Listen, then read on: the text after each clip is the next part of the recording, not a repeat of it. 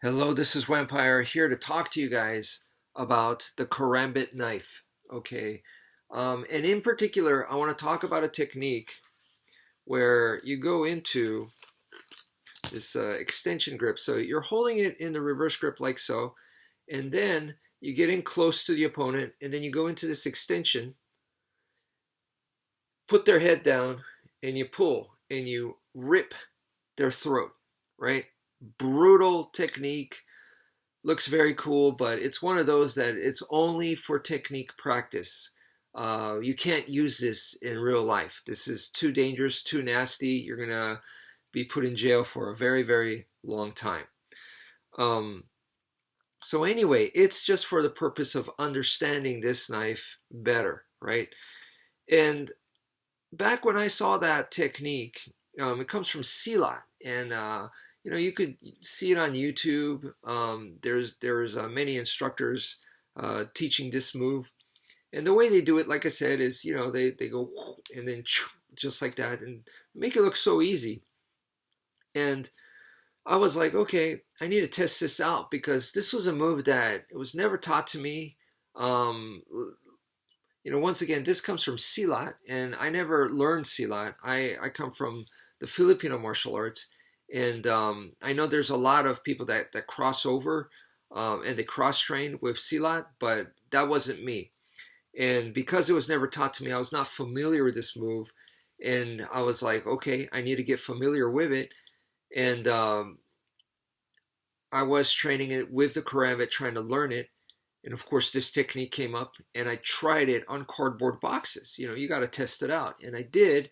And when I did it, I mean, it would just scratch the box, and that's it. So on a person, it would just scratch, and I was like, that is not what it's supposed to do, and that's not the way that it's taught. People are teaching it as if this is the finish, and I was like, there's something missing here.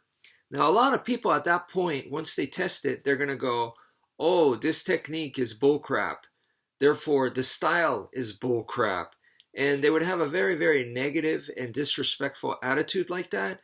And I want you guys to make sure don't be that way, because I see so much of that on YouTube, and that is to me the wrong way to train in martial arts. Now, the initial thought is the same as me because I tested it out.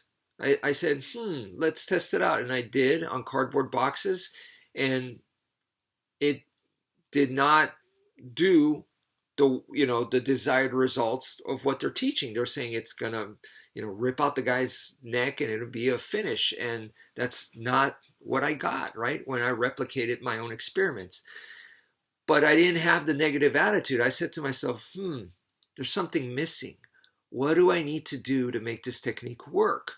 So I play detective now. I don't just immediately go negative and go, these people, the teachers, the style, they're all full of it. No, I don't. That's super disrespectful. Okay, so just want to make that very, very clear for you guys. Play detective. Figure it out. Take the time. Okay. And if you don't, then you really don't have the right to be opening your mouth, right? So I had to test it out thoroughly. And what I found out, and this is one of the things that I explained to you guys, is that when you are going into this extension grip with the Karambit, right? I said to you guys that this is combat. This is not trick flipping. So in trick flipping, you could do stuff like this. Okay, that's fine. But for combat, it's different.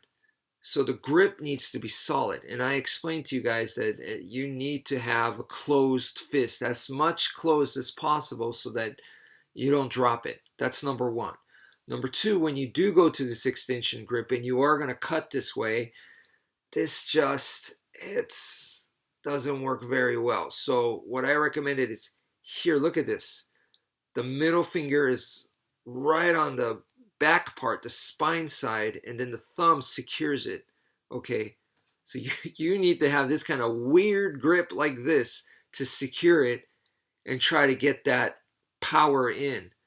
And what I was noticing was that I really had to jam this guy up like an uppercut. I really had to to make it stick. Boom. And then I really had to rip to cut in deep enough to make it effective. Of course, once again on a cardboard box. And as I was doing that, I was like, that really changes the body mechanics, because what I was seeing was just whoosh, whoosh, and I was like, no, that wouldn't work. So that was the conclusion that I came to, and that's what I showed you guys. That's what I taught you guys on YouTube, because that was from my own findings. And then, it took more time of continuing to practice that and continuing to work off of my own findings, so it's my own evolution, was that I found that a higher level technique was that you start using this more like a yo-yo. And then you could really get that whip type motion. And now it's momentum based and it looks closer to the original technique. And I'm getting closer to the desired results. So that was my conclusion, is more like a yo-yo. And then from there, furthermore, now if I'm starting to use it more like a yo-yo, then I found out that, you know what, instead of the ring, a cord would be better. And so that was my final conclusion. Now, it took me a long time to, I just said it here like in probably like a minute, but in actual practice, real time, it took me years to figure all of that out, of just constant practice. But of course, I was doing other things, not just Karambit work. But yeah, it took that long. It took years, and that's the honest truth. Now, that being said, so it was very interesting because apparently, and obviously, I wasn't the only one that thought, there's something weird about that technique. And Professor Bram Frank obviously thought that way as well, because he did this. And his solution was different from mine. He created the Bramp finger. So he added this like little tiny finger looking thing to conquer this exact same problem that I was seeing with the original technique in the extension grip. So once you add just this tiny finger, he called it a game changer, and I was like, okay, let's see. So I tested it out, and he was right. It makes a big difference, just this tiny thing. And now when you're holding it like this, it just feels, he calls it a push dagger. It's much, much more solid in the hand now. And before I said to you guys, you need to do something like this, have a weird grip like this. Well, it just, I don't know. The leverage now, the physics of it just makes it a lot more solid. And it just makes this feel a lot more natural in the hand.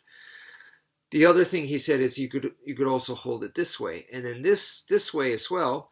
I mean, you think that it would really dig in and hurt. No, it doesn't. And actually, I could put quite a bit of leverage there, and I could make it actually go back. So you guys got to be careful. Don't let this, especially with the life blade, you don't want it to spike into your wrist. So, and there is safety techniques that I've said to you guys, that if you're going to turn it sideways, not this way, because it'll go right into your forearm. And they call it what, the Karambit bite, or the Karambit kiss, where it stabs you right back in your forearm. So go sideways.